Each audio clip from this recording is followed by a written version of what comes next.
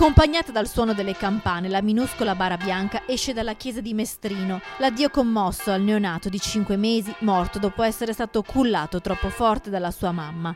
Il freddo pungente sembra congelare il dolore di una famiglia. Amici e tanti compaesani li abbracciano e in silenzio accarezzano il feretro del piccolo.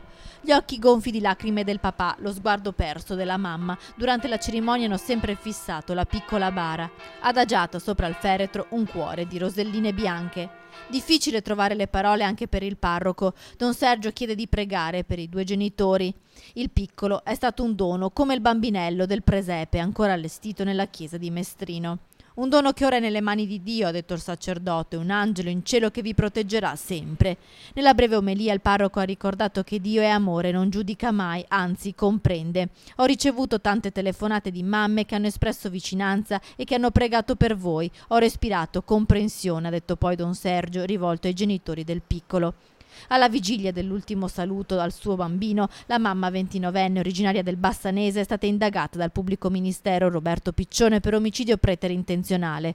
Con questo nuovo reato rischia tra i 10 e i 18 anni di pena. Tuttavia si attende ancora l'esito dell'autopsia sul corpo del piccolo, che dovrà stabilire il grado di violenza con cui il bambino è stato scosso in quei momenti in cui, come dice l'avvocato della famiglia, la mamma ha avuto un blackout.